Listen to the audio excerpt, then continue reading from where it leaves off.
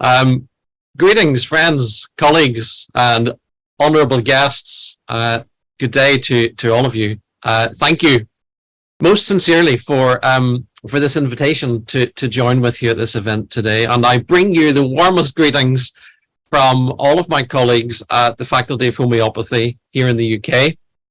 My name's Dr. Gary Smyth, and I'm the 81st President of the Faculty of Homeopathy.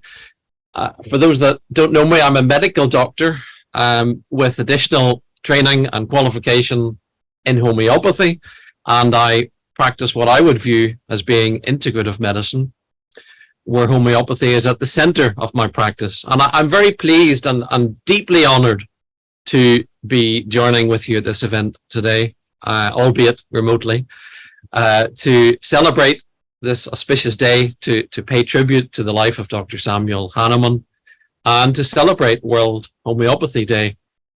And I look back to this day 4 years ago when I had the immense privilege of being with you there in person in Central Park in Defence Colony. And it was one of the highlights, it has been one of the highlights of my career to date, to pay tribute at the statue of Samuel Hahnemann as you have done, and to lay a floral tribute and a garland at the statue of our founder, Dr. Hahnemann. So I'm sorry that I'm not there in person today, but I'm delighted to be here remotely, and I do hope that someday again in the future I will be able to be with you in person. On occasions such as this, we naturally think of the life of Samuel Hahnemann, and it has been commented that this is his 268th birthday, as it were, born on the 10th of April, 1755 in Meissen in Germany, and as you know, died on the 2nd of July, 1843 in Paris in France. And as the words on the statue there in Central Park said, he was a great scholar, a linguist, an acclaimed chemical scientist, and a reputed physician. And after much heroic work, he established the therapeutic principle that has enlivened us all: similia similibus currentur, let like be treated with like, and thus completely reformed the practice of medicine. And here we are all these years later. And on the monument there is also inscribed those words, non inutilis vixi, I have not lived in vain. I was thinking as well, on the Hahnemann monument in Washington, D.C., there's also inscribed that phrase, die milde Macht ist groß, the German phrase, which means the mild power is great. And also in omnibus caritas, the Latin phrase meaning in all things charity. And then, of course, that one that we all know perhaps best of all, aude sapere, dare to know, dare to be wise. And these are all phrases that are etched on our memories and our minds as we celebrate World Homeopathy Day.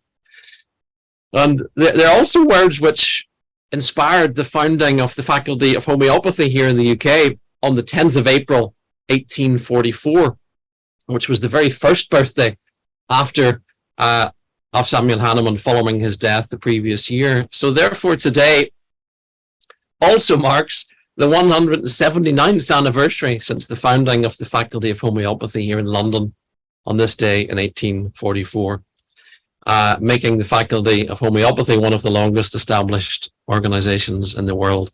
Founded, I should say, on the exact same day as the American Institute of Homeopathy in the US. And since then, there have been 179 years have passed of integrated homeopathic practice. Many well-known physicians whose names are familiar to all of us. An active UK Parliament in 1950, a royal patron for which we are deeply grateful.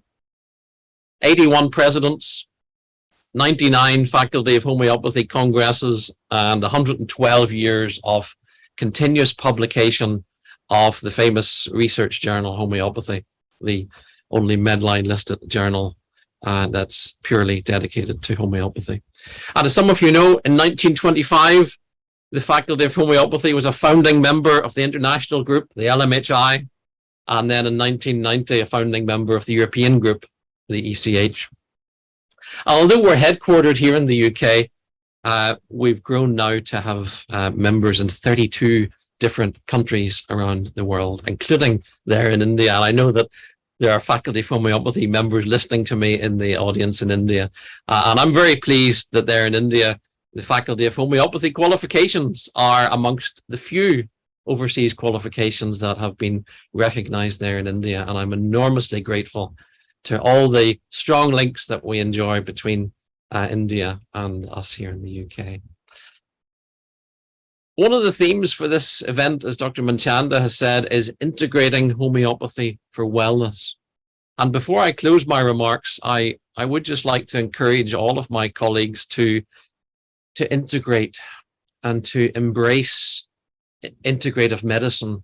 In other words, to bring together, to do our part to bring together the very best of conventional medicine, lifestyle medicine, homeopathic medicine, and other holistic approaches to improve health and well-being. And of course, homeopathy is a key facet at the center of that movement. And we must embrace colleagues who are practicing other forms of medicine, and we must ensure that homeopathy continues to play a central role within what is a new emerging paradigm.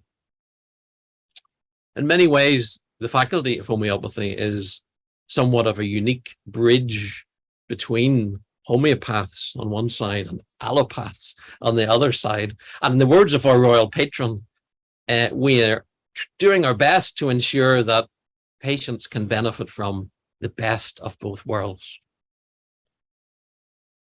We know from many clinical outcome studies, and I'm thinking especially of the famous one in France, the EPI-3 study, looking at the treatment of upper respiratory tract infections, musculoskeletal disorders, and sleep, anxiety, and depressive disorders.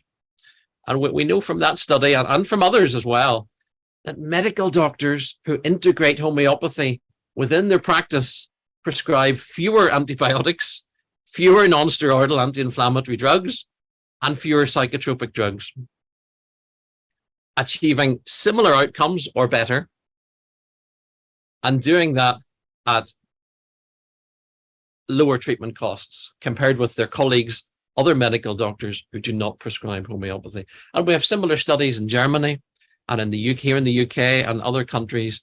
It has been shown over and over again that doctors who integrate homeopathy in their practice have lower antibiotic prescribing rates and frequently better outcomes. Several of the speakers in this event have commented about antimicrobial resistance, and homeopathy is an amazing tool to tackle the global burden of antimicrobial resistance. And I am mindful of the words of our late friend and colleague, Dr. Peter Fisher, who said, doctors should recommend the use of homeopathy in an integrated manner. I think that was in 2015 in one of his papers that he made that comment. And that's exactly the position that the Faculty of Homeopathy takes.